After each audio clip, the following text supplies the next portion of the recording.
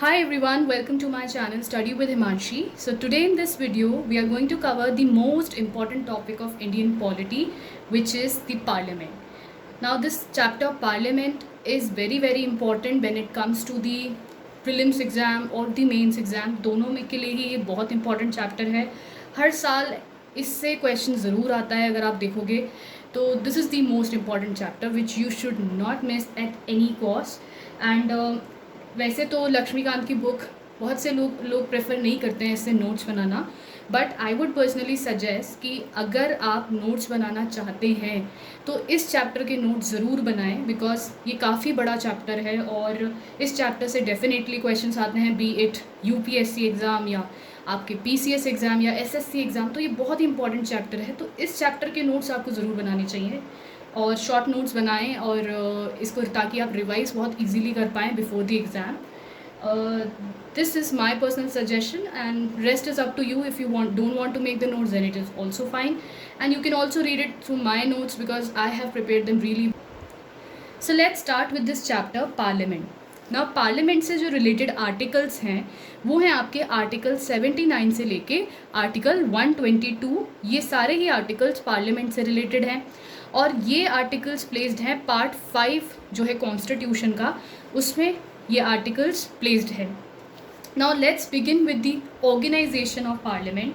तो under our constitution there are 3 parts of the parliament. कौन कौन से पार्ट्स होते हैं पार्लियामेंट के? First is your president, second is your council of state that is Rajya Sabha, third is your house of people that is Lok Sabha. अब जो ये राज्यसभा और लोकसभा है ये हिंदी नेम्स हैं और ये इनिशियली अडॉप्ट नहीं हुए थे जब हमारा कॉन्स्टिट्यूशन अडॉप्ट किया गया था, तो these names were not adopted. ये लेटर ऑन अडॉप्ट किए गए थे इन द ईयर 1954. इससे पहले इन हाउसेस को काउंसिल ऑफ स्टेट्स ही बोला जाता था राज्यसभा को, और लोकसभा को बोला जाता था हाउस ऑफ पीपल. तो हिंदी नेम्स कब अडॉप्ट हुए थे? 1954 में. ये फैक्ट काफ़ी इंपॉर्टेंट है प्रीलिम्स के लिए. नाउ प्रेसिडेंट जो है वो ना तो राज्यसभा के पार्ट होते हैं ना ही लोकसभा के पार्ट होते हैं. Then why he is considered to be the part of the parliament? वो लेजिस्लेचर का पार्ट क्यों माना जाते हैं? This is why there is a reason behind that. इस चीज़ में हम ब्रिटिश का पैटर्न फॉलो करते हैं. जैसे आप अगर अमेरिका का वो देखोगे सिस्टम, तो अमेरिका में तो president is not the part of the parliament. Alright, parliament is legislature is completely separated from the executive, but in our system our president is the part of the parliament. There are 2 reasons behind that.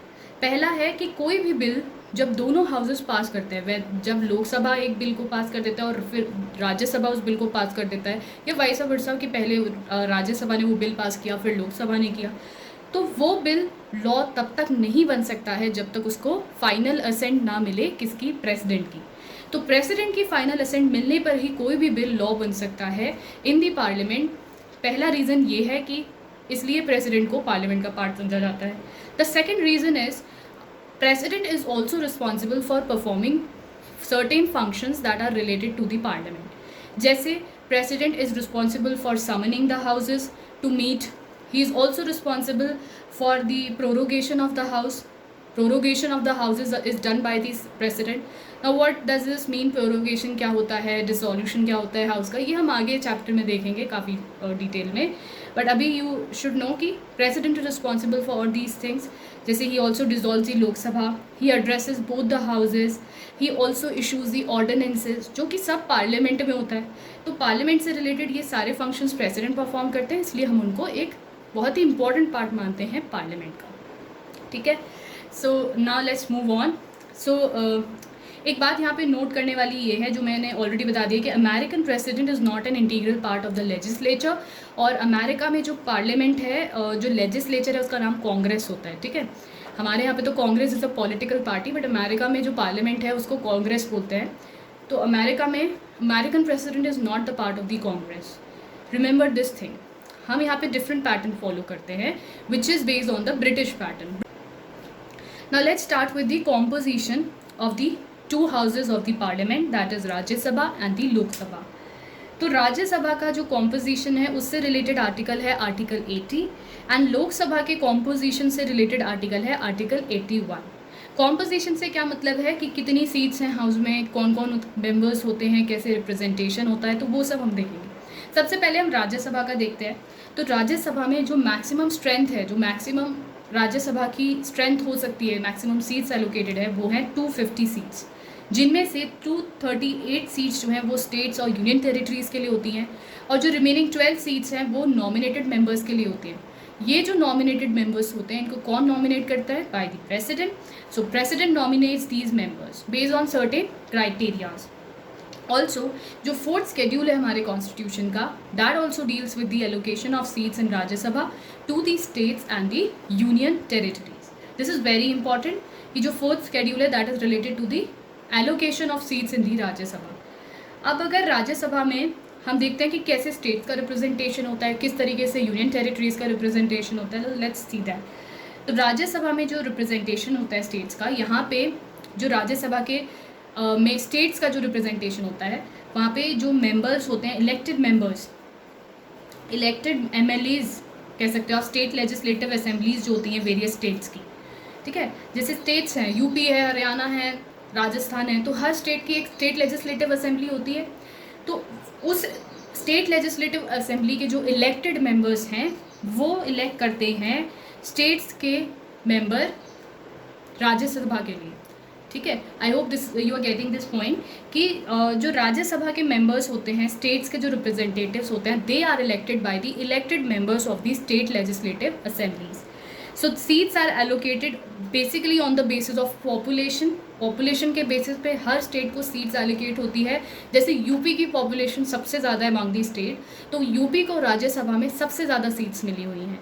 तो based on the population of each states seats का allocation होता है। Also जो election होता है राज्यसभा में, वो होता है system of proportional representation bye a means of single transferable vote. ये सेम सिस्टम हमने पढ़ा था जब हमने प्रेसिडेंट चैप्टर पढ़ा था, तो यही सेम सिस्टम प्रेसिडेंट के इलेक्शन में यूज़ होता है। एंड जो लोकसभा है उसमें हम एक डिफरेंट सिस्टम फॉलो करते हैं, टेरिटोरियल रिप्रेजेंटेशन वाला सिस्टम, बट यहाँ पे हम जो फॉलो करते हैं that is a system of proportional representation bye means of single transferable vote. ये याद रखना है कि कौन सा सिस्टम यूज़ होता है for the election of the members of the Rajya Sabha. इसके बाद जब हम यूनियन टेरिटरीज का रिप्रेजेंटेशन देखते हैं, तो यूनियन टेरिटरीज़ के जो मेंबर्स हैं वो इनडायरेक्टली इलेक्ट होते हैं। सेम सिस्टम होता है जैसे स्टेट्स के लिए इलेक्शन होते हैं, ऐसे ही यूनियन टेरिटरीज़ के मेंबर्स के लिए होते हैं। और यहाँ पे सिर्फ उन्हीं यूनियन टेरिटरीज़ को रिप्रेजेंटेशन मिलता है जिनके पास खुद की लेजिस्लेचर होती है, लेजिस्लेटिव असेंबलीज होती है। जैसे presently Delhi and Puducherry are the 2 union territories, but अभी जम्मू एंड कश्मीर भी एक नई यूनियन टेरिटरी है विद लेजिस्लेचर, तो उसको भी फ्यूचर में रिप्रेजेंटेशन मिलेगी इन the Rajya Sabha. Now when it comes to the nominated members, so there are 12 members that are nominated by the president from the people जिनके पास स्पेशल नॉलेज है, प्रैक्टिकल एक्सपीरियंस है आर्ट्स की फील्ड में, लिटरेचर की field में, science, social science, उन लोगों को नॉमिनेट कर सकते हैं president. So there are 12 such seats that are reserved for the nominated members। अच्छा, अब हम देखते हैं composition of the Lok Sabha.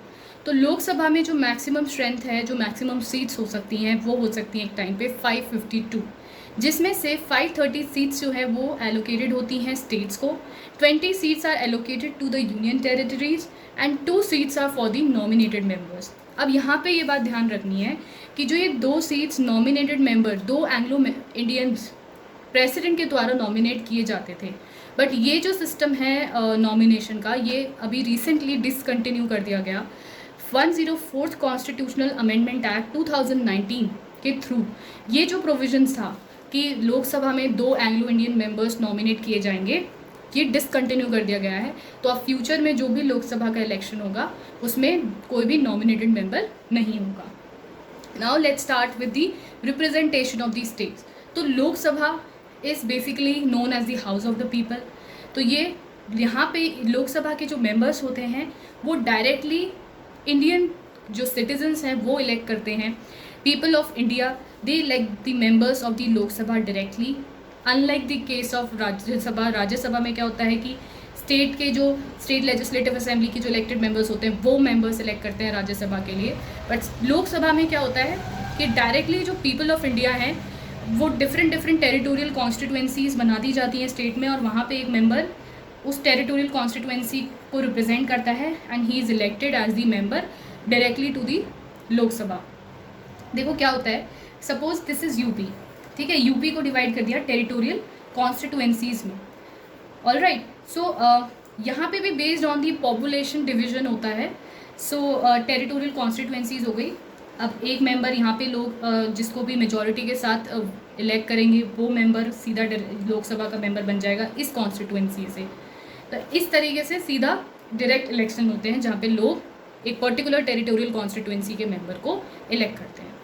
Elections जो है वो principle of universal adult franchise पे बेस्ड हैं। दैट मीन्स वोटिंग एज जो भी लोग 18 ईयर्स से अबव के होंगे, irrespective of their income status whatever religion, वो वोट कर सकते हैं इन इलेक्शंस में।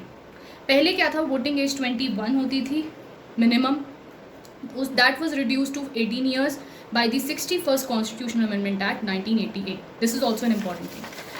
Now let's just see the representation of the union territories in the Lok Sabha.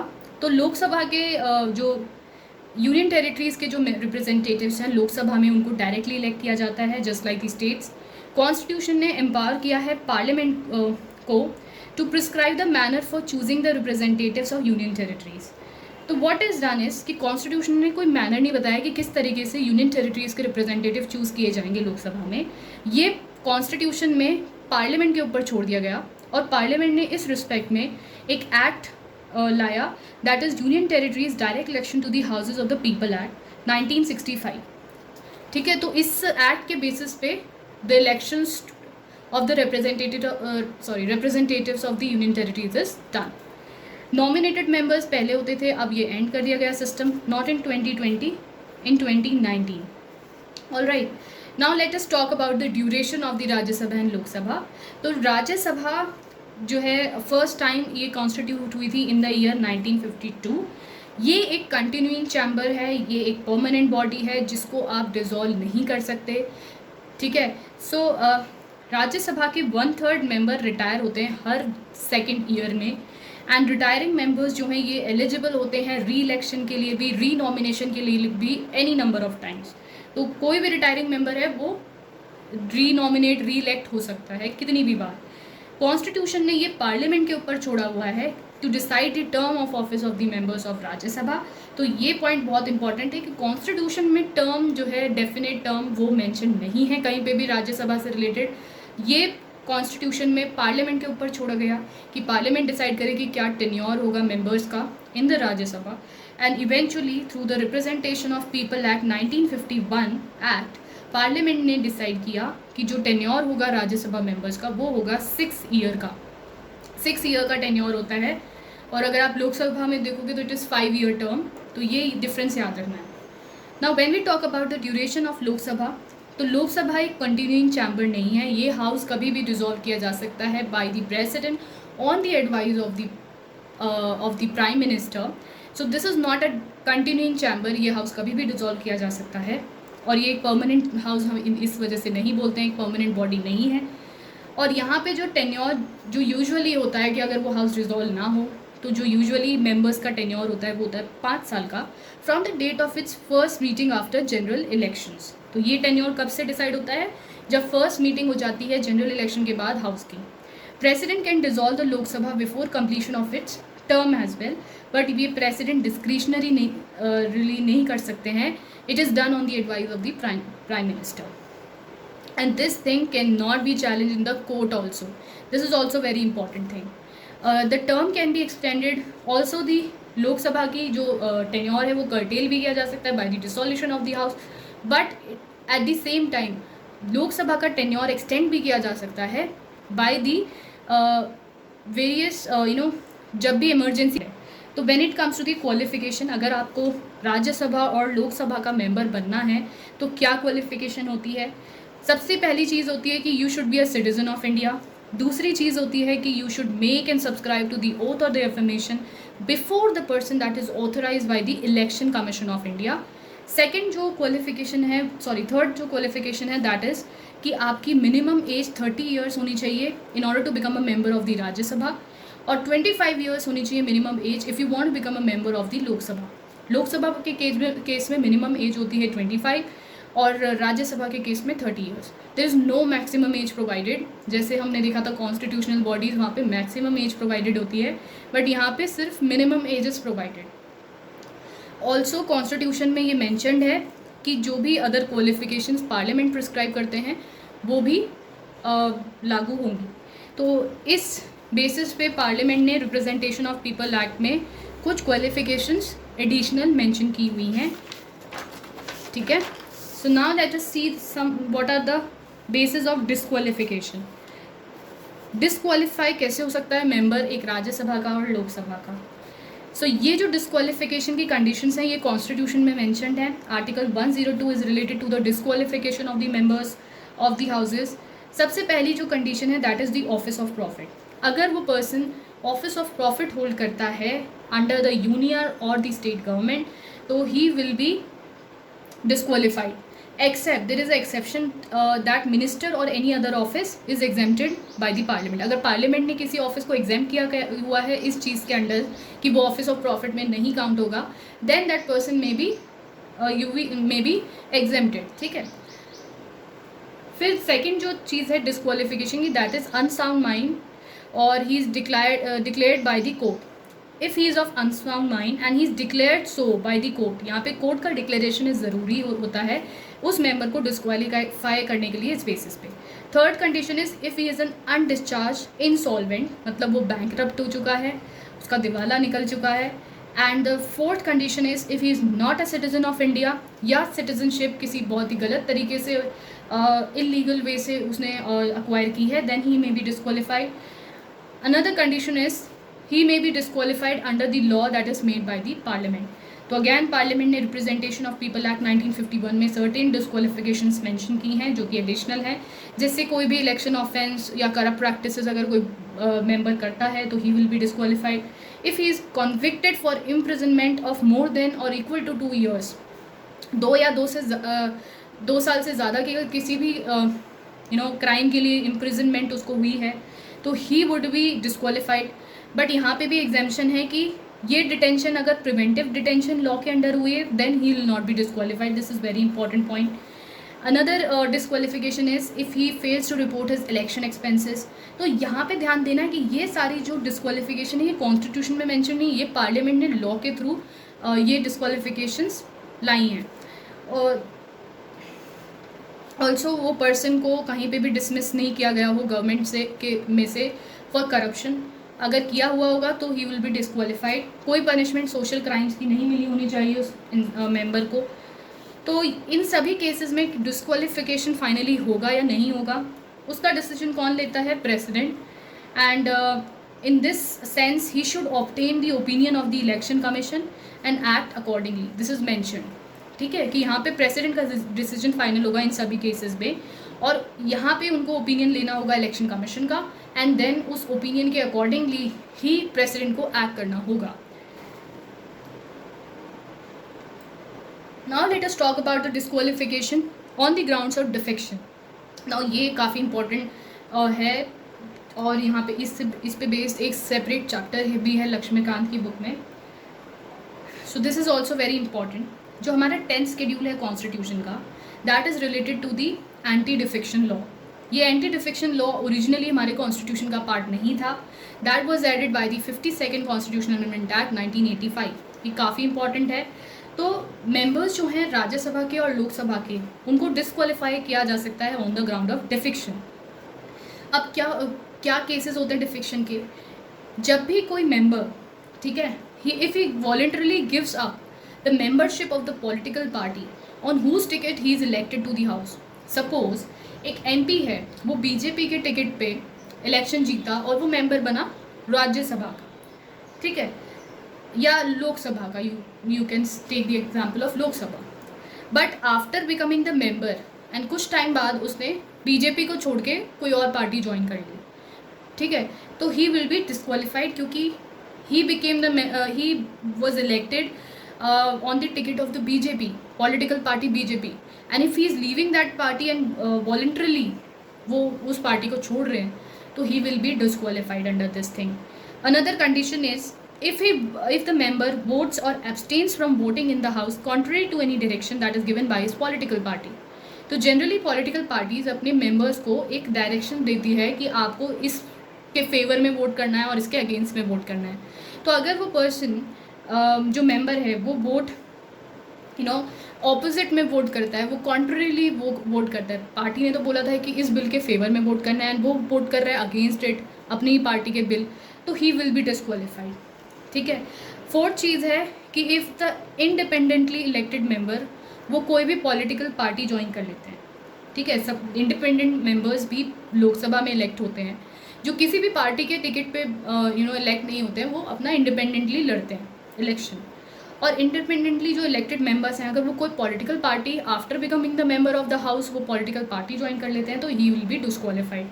Fourth जो कंडीशन होती है वो ये होती है कि कोई भी नॉमिनेटेड मेंबर है और अगर वो कोई भी political party after the expiry of 6 month join करते हैं, तो he will B disqualified. It means यहाँ पे एक डिफरेंस है कि इंडिपेंडेंटली इलेक्टेड मेंबर कभी भी कोई पॉलिटिकल पार्टी ज्वाइन नहीं कर सकते, बट जो नॉमिनेटेड मेंबर्स हैं उनको 6 महीने का टाइम मिला होता है। फर्स्ट 6 मंथ्स में अगर उन्होंने कोई पॉलिटिकल पार्टी ज्वाइन कर ली तो then he will not be disqualified, but after the expiry of the 6 months अगर वो कोई पॉलिटिकल पार्टी ज्वाइन करते हैं तो ही विल बी डिस्क्वालीफाइड। तो ये सारी चीज़ें आती हैं डिफिक्शन, एंटी डिफिक्शन लॉ के अंडर। नाउ ये सब जो इस लॉ के बारे में और डिटेल में हम एक सेपरेट चैप्टर में पढ़ेंगे जहाँ पे आपको ये काफ़ी क्लियर हो जाएगा। यहाँ पे सिर्फ इतना ही जाना इज़ इनफ। नाउ जो फाइनल डिसीजन होता है डिफिक्शन से रिलेटेड, यहाँ पे वो कौन लेता है? राज्यसभा के केस में चेयरमैन के हाथ में होता है और लोकसभा के केस में speaker takes the final decision under the anti defection law. This decision is subject to judicial review. अगर जो डिसीजन स्पीकर ने लिया है या चेयरमैन ने लिया है, ये जुडिशियल रिव्यू के लिए ओपन है। इसको कोर्ट भी एग्जामिन कर सकते हैं कि whether the person was disqualified Fairlie और नॉट। ठीक है। तो ये भी बात याद रखनी है कि कहाँ पे जुडिशियल रिव्यू की पावर कोर्ट के पास है अवेलेबल और कहाँ पर नहीं है। ये चीज़ें बहुत याद रखनी है, बहुत कंफ्यूजिंग होती हैं। इसके बाद हम देखते हैं the system of elections to the Lok Sabha. Lok Sabha में किस तरीके से इलेक्शन होता है उसका थोड़ा सा डिटेल में देखते हैं, जो बुक में हमारी दिया हुआ है। तो लोकसभा के आई टोल्ड यू कि डायरेक्ट इलेक्शन होते हैं। टेरिटोरियल कॉन्स्टिट्यूएंसीज बना दी जाती है विद इन द स्टेट। तो किस तरीके से होता है कि स्टेट को डिवाइड किया जाता है टेरिटोरियल कॉन्स्टिट्यूएंसीज में। इस तरीके से डिवाइड किया जाता है कि जो suppose I will tell you, एक स्टेट है, इसको डिफरेंट टेरिटोरियल कॉन्स्टिट्यूएंसीज में डिवाइड किया जाता है, T1, T2, T3। इनको इस तरीके से डिवाइड किया जाता है कि इन रिप्रेजेंटेशन जो है इन कॉन्स्टिट्यूएंसीज के अमंग्स भी इक्वल रहे। ऑल्सो जो वेरियस स्टेट्स हैं उनमें भी रिप्रेजेंटेशन की इक्वालिटी रहे। तो there is a uniformity of representation between different states as well and also between the different constituencies of the same states. So this is how the territorial representation is done. इसके बाद अगर हम देखें, readjustment होता है हर census के बाद।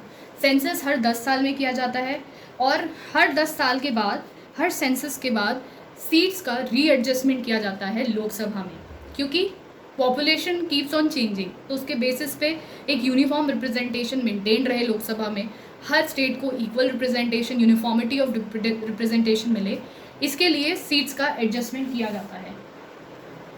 और ये जो रीएडजस्टमेंट है ये is to be determined by the parliament कि किस तरीके से किया जाएगा। तो ये पार्लियामेंट के ऊपर छोड़ा हुआ है कॉन्स्टिट्यूशन ने। And allocation of seats, Lok Sabha में स्टेट्स को रीएडजस्टमेंट होता है उसका। ऑल्सो किस तरीके से टेरिटोरियल कॉन्स्टिट्यूएंसीज डिवाइडेड हैं उनका भी रीएडजस्टमेंट होता है। Not only the seats, also the territorial constituencies division is readjusted after every census. 84th amendment act, constitutional amendment act 2001 ने बैन लगा दिया था रीएडजस्टमेंट पे 25 ईयर्स तक, मतलब 2026 तक ये जो रीएडजस्टमेंट है कि हर सेंसस के बाद होगा, इस पर बैन लगा दिया गया था। ठीक है। किस लिए बैन लगा दिया गया था? ताकि जो वेरियस स्टेट्स हैं वो पॉपुलेशन लिमिटिंग मेजर्स वहाँ पे वो उसको इम्प्लीमेंट कर सकें। क्योंकि क्या होता है, जैसे ही कोई स्टेट है, अब सपोज नॉर्थ इंडियन स्टेट्स और साउथ इंडियन स्टेट्स के बीच में यही ज़्यादा डिबेट रहती है कि साउथ इंडियन स्टेट्स तो बहुत पॉपुलेशन कंट्रोल मेजर्स काफ़ी अच्छे से अप्लाई कर रहे हैं और उसकी वजह से उन्हें ये डर रहता है कि हमारा कहीं ना कहीं लोकसभा में रिप्रेजेंटेशन कम हो जाएगा, बिकॉज पॉपुलेशन के बेसिस पे दी कॉन्स्टिट्यूएंसीज आर डिवाइडेड। और जो नॉर्थ इंडियन स्टेट्स हैं वो अपना जो पॉपुलेशन लिमिटिंग मेजर्स हैं इतने अच्छे से इम्प्लीमेंट नहीं कर रहे हैं, बट बिकॉज वो इम्प्लीमेंट नहीं कर रहे हैं तो पॉपुलेशन राइज पे और उनको इस चीज़ में फ़ायदा होगा, उनको लोकसभा में सीट्स ज़्यादा मिलेंगी। तो ये एक डिसइंसेंटिव हो गया ना कि स्टेट्स बेसिकली एनकरेज ही नहीं रहेंगे क्योंकि हम पॉपुलेशन लिमिटिंग मेजर्स इम्प्लीमेंट करें बिकॉज उनको सीट्स पे कम मिलेंगी लोकसभा में। तो ये पॉपुलेशन लिमिटिंग मेजर्स एनकरेज रहे स्टेट्स इनको इम्प्लीमेंट करने के लिए, इसलिए रीएडजस्टमेंट्स पे सीट्स पे बैन लगा दिया गया था और ये एक्सटेंड कर दिया गया था 2026 तक। 2001 में लगाया गया था 25 साल के लिए। फिर 87 कॉन्स्टिट्यूशन अमेंडमेंट एक्ट 2003 के थ्रू जो डीलिमिटेशन है वो ये कहा गया था वो होगा 2001 के सेंसस के बेसिस पे, not on the basis of the 1991 census. ये याद रखना। अब हम देखते हैं reservation of the seats for SCs and STs। तो जो स्केड्यूल कास्ट हैं, स्केड्यूल ट्राइब हैं, उनको लोकसभा में रिजर्वेशन मिलता है सीट्स का based on their population ratios. ठीक है, तो this is the simple thing. Also constitution ने अडॉप्ट किया हुआ है system of territorial representation for the election of the members to the Lok Sabha. अब ये कहा जाता है why not proportional representation system use किया गया लाइक द राज्यसभा या जो प्रेसिडेंट और वाइस प्रेसिडेंट के इलेक्शन में यूज़ होता है सिस्टम। ये सिस्टम हमने क्यों नहीं अडॉप्ट किया and why we adopted this system of territorial representation only. तो इसके पीछे भी ये रीज़न है कि ये वाला जो सिस्टम है प्रोपोर्शनल रिप्रेजेंटेशन सिस्टम, मैंने ये सिस्टम ऑलरेडी समझा दिया है जब हमने प्रेसिडेंट चैप्टर डिस्कस किया था, तो वहाँ पे I have explain this system in detail. तो अगर आपने नहीं देखा है तो आप वहाँ पे जाके देख लीजिए। सो ये रीज़न दिया गया कि why we adopted this system and not this basically. तो इसके पीछे ये रीज़न दिया गया कि जो वोटर्स हैं वो हमारे इंडिया में इलिटरेसी रेट बहुत हाई था उस टाइम पे जब ये सिस्टम अडॉप्ट किया जा रहा था, तो वोटर्स को इस सिस्टम को समझने में काफ़ी डिफ़िकल्टी होगी। इस वजह से हम ये वाला सिस्टम यूज़ करेंगे जो काफ़ी simpler as compare to this one. Second thing was कि हमारे यहाँ पे पार्लियामेंट्री गवर्नमेंट का सिस्टम है, तो ये वाला सिस्टम यहाँ पे सूट नहीं करेगा क्योंकि मल्टीपल पॉलिटिकल पार्टीज़ हैं हमारे यहाँ हो जाएंगी इस चीज़ से और उससे इंस्टेबिलिटी बढ़ेगी। ऑलराइट, और ये वाला सिस्टम हाईली एक्सपेंसिव भी होता है, इस वजह से भी हमने ये वाला सिस्टम प्रेफर किया rather than this for the Lok Sabha elections. So ये जो चीज़ है ये आपकी मेंस के एग्ज़ाम के लिए ज़्यादा इंपॉर्टेंट है। अब नेक्स्ट जो चीज़ है वो है वेकेटिंग ऑफ द सीट्स। सीट्स कैसे वेकेंट हो सकती हैं हाउस में, व्हाट आर द सिचुएशन जहाँ पे सीट वेकेंट हो सकती हैं। सो सबसे पहली चीज़ है ये देखो, ये आर्टिकल 101 में मैंशनड है इससे related vacating of the seats in the houses. तो ये कौन कौन सी कंडीशंस पे हो सकती है कि डबल मेंबरशिप हो। A member can not be the member of both the houses at the same time. एक इंसान राज्यसभा का भी और लोकसभा का भी एक टाइम पे मेंबर नहीं हो सकता है। तो अगर कहीं पे भी डबल मेंबरशिप होती है तो कुछ कंडीशंस हैं कि उसकी सीट किस तरीके से वेकेंट होगी। Let's see that. तो अगर सपोज़ कोई इंसान है वो इलेक्ट हो जाता है दोनों हाउसेस के लिए, दोनों हाउसेस से उसने इलेक्शन लड़ा एंड वो इलेक्ट हो गया दोनों हाउसेस के लिए, तो ही हैज़ टू इंटिमिटेट कि वो किस हाउस का मेंबर बना रहना चाहता है, किस हाउस को सर्व करना चाहता है विद इन द 10 डेज। अगर if he fails to do so तो बाय डिफ़ॉल्ट क्या होता है, उसकी राज्यसभा की सीट वेकेंट हो जाती है। सेकेंड थिंग इज़ कि अगर कोई ऑलरेडी मेंबर था एक हाउस का और फिर वो लोकसभा का इलेक्शन लड़ लिया, सपोज एक मेंबर राज्यसभा का मेंबर था, ठीक है, और फिर वो लोकसभा के लिए इलेक्शन लड़ा, तो उसकी जो सीट है वो फर्स्ट हाउस में वेकेंट हो जाएगी as soon as he is elected to the second house. Third चीज़ है if he is elected to the 2 seats in the same house.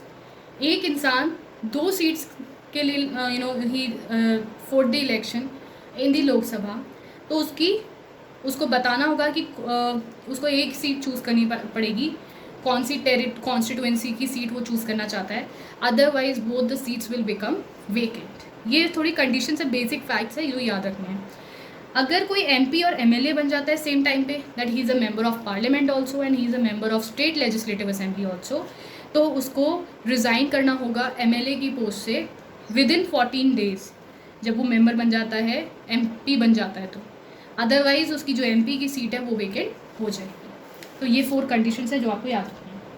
Another thing is disqualification के बेस, जब भी कोई मेंबर डिस्क्वालीफाई हो जाएगा तो उसकी सीट वेकेंट हो जाती है उस हाउस में। Third is when seat becomes vacant is resignation.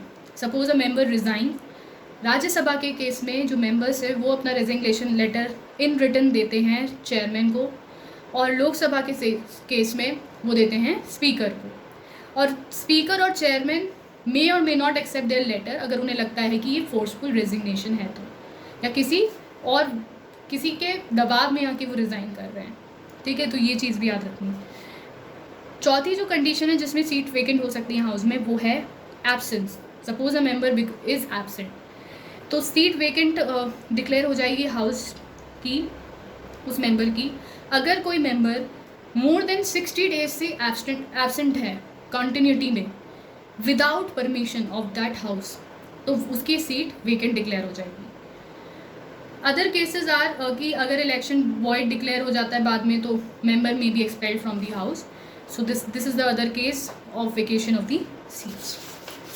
Now we have seen the vacate, किस तरीके से हाउस में सीट्स वेकेंट हो जाती हैं। अब नेक्स्ट चीज़ जो हम देखेंगे वो है okay, one thing is more here, representation of people act 1951 ने इनेबल किया हुआ है हाई कोर्ट को to declare an election void अगर if disqualified candidate is elected. तो राज्यसभा और लोकसभा के मेंबर्स जो है उनका डिस्क्वालिफिकेशन, उनको कौन डिस्क्वालीफाई कर सकता है? The decision is taken by the high court according to the RPA act. Now when we अब हम देखते हैं ओथ और अफर्मेशन से रिलेटेड आर्टिकल है 99 एंड ओथ ली जाती है या अफर्मेशन ली जाती है प्रेसिडेंट के सामने और some other person that is appointed by the president. ठीक है, unless also there is one more thing that जब तक वो इंसान ओथ नहीं ले सकता member, he can't vote and participate in the proceedings of the house, और उस पर फाइन भी लगता है। तो इट इज़ वेरी नेसेसरी कि आप पहले ओथ लो, then only you can vote in the house, then only you can take the part in the house. उसके बाद सैलरीज एंड अलाउंसेस से रिलेटेड आर्टिकल है 106। तो सैलरीज कौन डिटरमाइन करता है? मेंबर्स की, parliament. And there is no provision of pension in the constitution originally, but parliament ने provides pension to its member, तो ये कॉन्स्टिट्यूशन में कहीं पे भी मेंशन नहीं था। सैलरीज और अलाउंसेस जो है स्पीकर की of the Lok Sabha and the chairman of the Rajya Sabha, ये पार्लियामेंट डिसाइड करता है and they are charge on the consolidated fund of the India, जिसका मतलब ये है कि इनको एनुअली वोट नहीं होता है इन सैलरीज पे। ठीक है, तो ये कंसोलिडेटेड फंड ऑफ इंडिया पे चार्ज होती हैं salaries of the speaker and the chairman. Alright, remember this fact. इसके बाद very important thing that is the presiding officers of the parliament. तो पार्लियामेंट के प्रिसाइडिंग ऑफिसर्स होते हैं, जैसे लोकसभा के केस में it is speaker and the deputy speaker, और राज्यसभा के केस में जो प्रिसाइडिंग ऑफिसर्स होते हैं वो होते हैं आपके चेयरमैन और दी डेप्यूटी चेयरमैन। सबसे पहले हम देखेंगे स्पीकर से। सो लोकसभा में speaker is the presiding officer of the Lok Sabha and article 93 talks about the speaker and the deputy speaker constitution का। Now let us see the election कैसे होता है, कैसे स्पीकर इलेक्ट किया जाता है, क्या टेन्योर होता है। तो speaker is elected from the members of the Lok Sabha only, और मेंबर्स अपने आप से इलेक्ट करते हैं स्पीकर। इलेक्शन की जो डेट है that is fix by the president and usually the speaker remains in office during the life of the Lok Sabha. Lok Sabha जब तक चलती है वो स्पीकर ऑफिस में रहता है। वेकेंट हो सकता है स्पीकर का ऑफिस 3 केसेस में, या तो अगर वो मेंबर जो स्पीकर हैं वो उस हाउस के he is not the member of Lok Sabha any more, तो then he has to vacate his office. Second thing is if he resigns by writing to the deputy speaker. Now remember, यहाँ पे president को resignation letter नहीं देते हैं speaker, speaker resigns in written by giving to the deputy speaker. Deputy speaker को अपना resignation letter hand over करते हैं स्पीकर, एंड वाइस वर्सा होता है, डेप्यूटी स्पीकर किसको रिजाइन करते हैं? To the speaker. और थर्ड केस जहाँ पे ऑफिस वेकेंट हो जाता है स्पीकर का, that is if he is remove by the Lok Sabha. Lok Sabha elect करती है, लोकसभा रिमूव भी कर सकती है रेजोल्यूशन के थ्रू। There is no special method for the removal, काफ़ी सिंपल रिमूवल हो सकता है। Okay, now let us talk about the roles, power and the functions of the speaker. So speaker is the head of the Lok Sabha. He is the principal spokesman of the house. His decision in all parliamentary matters is final. So it is a very important office. आप देखोगे कितनी importance है इसकी अभी आगे जब हम देखेंगे। तो स्पीकर की जो पावर्स हैं, ड्यूटीज़ हैं, वो 3 सोर्सेज से डिराइव होती हैं। कुछ जो पावर्स और ड्यूटीज़ हैं they are mentioned in the constitution.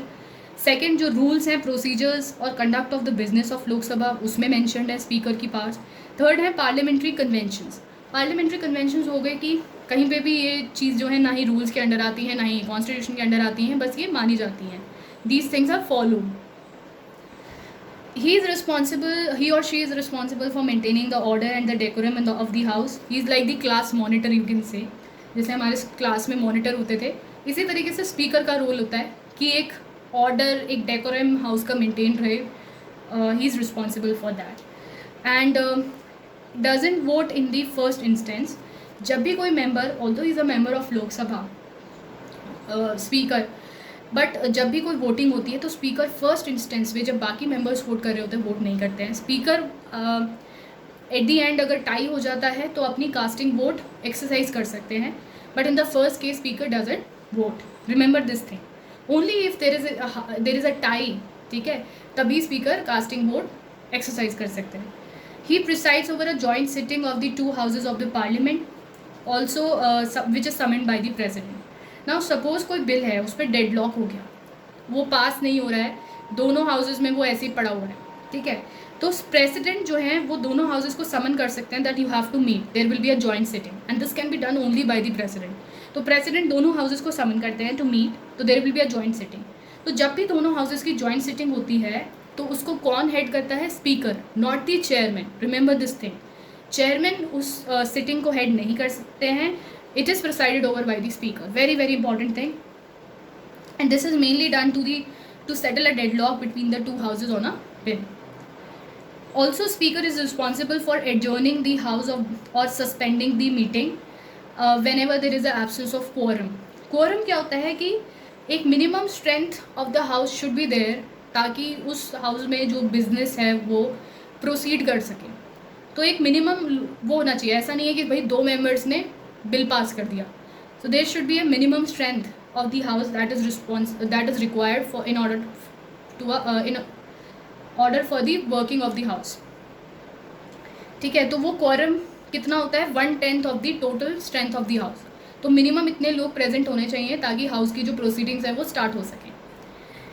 और अगर ऐसा नहीं होता है तो speaker adjourns the house, he suspends the meeting whenever quorum is not met. Also speaker is responsible for deciding whether एक बिल मनी बिल है या नहीं, और इस केस में स्पीकर का decision is final on this question. This is a very very important part. Speaker decide करता है एक बिल को whether it is a money bill और नॉट, और जो स्पीकर का डिसीजन है इस केस में फाइनल होता है. अगर किसी बिल को स्पीकर ने बोल दिया मनी बिल है तो that would be considered as a money bill. तो this is a very very important power of the speaker. Also he appoints the chairman of all the important जो parliamentary committees हैं, whether Lok Sabha की, और जो supervise करता है उनकी functioning, that is done by the speaker. Speaker is also the chairman of the 3 important committees, that is the business advisory committee, the rules committee and the general purpose committee. In 3 committees को कौन chair करता है? Speaker. ये याद रखना, 3 committees को कौन chair करता है? स्पीकर. इसके बाद हमें देखना है the independence and impartiality. The independence and impartiality of the speaker is maintained by providing the security of tenure. Speaker को सिर्फ एक रेजोल्यूशन पास करने पर ही, जो कि एक एब्सोल्यूट मेजॉरिटी के साथ पास होना चाहिए, लोकसभा से रिमूव किया जा सकता है. तो आर्बिट्रली स्पीकर को रिमूव नहीं किया जा सकता. तो इस चीज़ से क्या होता है? स्पीकर की इंडिपेंडेंस और इम्पार्शलिटी मेंटेन रहती है.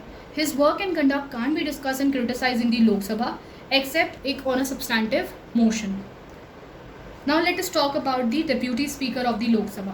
Deputy Speaker is elected by the Lok Sabha from amongst its members just like Speaker, and date of election is fixed by the Speaker.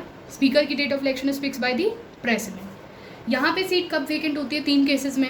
अगर वो लोकसभा के मेंबर ना रहो, अगर वो रिजाइन कर दे स्पीकर को, if he is remove by resolution that is pass bye the Lok Sabha, तो इन 3 केसेस में डेप्यूटी स्पीकर की सीट वेकेंट हो सकती है. He performs the duties of a speaker office. जब भी स्पीकर का ऑफिस वेकेंट हो जाता है या ही इज़ एब्सेंट, तो जो भी स्पीकर की ड्यूटीज़ होती हैं that is perform by the deputy speaker. Also remember one thing कि डेप्यूटी स्पीकर सबॉर्डिनेट नहीं है स्पीकर का, जूनियर नहीं है. He is directly responsible to the house. और जब भी स्पीकर प्रिसाइड ओवर करते हैं किसी भी हाउस के लोकसभा को, तो जो डेप्यूटी स्पीकर होते हैं वो उस मेंबर की तरह ही ज्वाइन करते हैं. जब भी स्पीकर एब्सेंट है या सीट वेकेंट है, only then he performs the function of the speaker. One privilege of deputy speaker is whenever he is appointed as a member of any parliamentary committee, तो he automatically becomes a chairman. तो जब भी deputy speaker किसी parliamentary committee का member होते हैं तो automatically he will be the chairman of that committee. Speaker or deputy speaker, they do not make and subscribe to any separate oath or affirmation in the capacity of their office. कोई भी separate oath या affirmation लेने की ज़रूरत नहीं होती. And also ये जो ऑफिस है स्पीकर और डेप्यूटी स्पीकर का, ये ओरिजिनेट हुआ था इन द ईयर 1921 में under the government of India act 1990. ये कुछ फैक्चुअल इन्फॉर्मेशन है. फर्स्ट स्पीकर थे Frederick Whyte, first deputy speaker थे सचिदानंद सिन्हा. 1925 में Vithalbhai J Patel, he became the first Indian and the first elected speaker of the central legislative assembly. तो ये prelims के लिए काफ़ी इंपॉर्टेंट फैक्ट्स हैं. अब हम देखते हैं the panel of the chairperson of the Lok Sabha. तो लोकसभा में एक पैनल होता है चेयरपर्सन का, ठीक है. इनका कोई ज़्यादा इंपॉर्टेंट रोल नहीं होता है. बस क्या होता है कि ये रूल्स के अंडर ये पैनल फॉर्म किया जाता है, जिसमें क्या होता है कि स्पीकर नॉमिनेट करता है कुछ जो लोकसभा के मेंबर्स हैं, उनको नॉमिनेट कर देता है इस पैनल में, panel of the chairman of the Lok Sabha. इसमें नॉट मोर देन 10 चेयरपर्सन्स नहीं हो सकते हैं, बस मैक्सिमम 10 मेंबर्स हो सकते हैं इस पैनल में. और जब भी स्पीकर और डेप्यूटी स्पीकर दोनों एब्सेंट होते हैं तो इनमें से कोई भी इन मेंबर्स, जो पैनल ऑफ चेयरपर्सन, इनका कोई भी मेंबर प्रिसाइड कर सकता है हाउस में. बस यही इनका रोल होता है. और ये सिर्फ प्रिसाइड कर सकते हैं इन द केस ऑफ एब्सेंस. जब भी सीट वेकेंट है तो ये लोग प्रिसाइड नहीं कर सकते हाउस को. Only when the seat speaker या डेप्यूटी स्पीकर एब्सेंट होते हैं, उसी केस में ये प्रिसाइड कर सकते हैं. They can't preside in the office of the above two, that is speaker और डेप्यूटी स्पीकर की ऑफिस जब वेकेंट हो जाता है तब वो उसको प्रिसाइड नहीं कर सकते. ये बहुत इंपॉर्टेंट चीज़ है, यहाँ पे याद रखना. इसके बाद स्पीकर प्रोटम. स्पीकर प्रोटम क्या होता है? ये एक टेम्परेरी ऑफिस होता है. ये कौन अपॉइंट करता है? प्रेसिडेंट. यहाँ पे लोकसभा स्पीकर प्रोटम अपॉइंट नहीं करती, ये भी एक इम्पॉर्टेंट पॉइंट है. And Y he is appointed? So basically he has all the powers of the speaker and he presides over the first sitting of the newly elected Lok Sabha.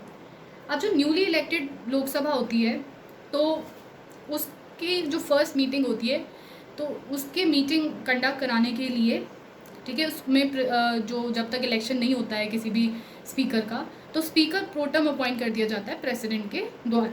ये एक temporary office होता है और जैसे ही सारे मेंबर्स अपनी oath वगैरह ले लेते हैं और सब कुछ हो जाता है तो इसके बाद ये ऑफिस सीज टू एग्जिस्ट. तो जब भी न्यू स्पीकर जैसे ही इलेक्ट किया जाता है तो this office ends there. Simple सी बात थी.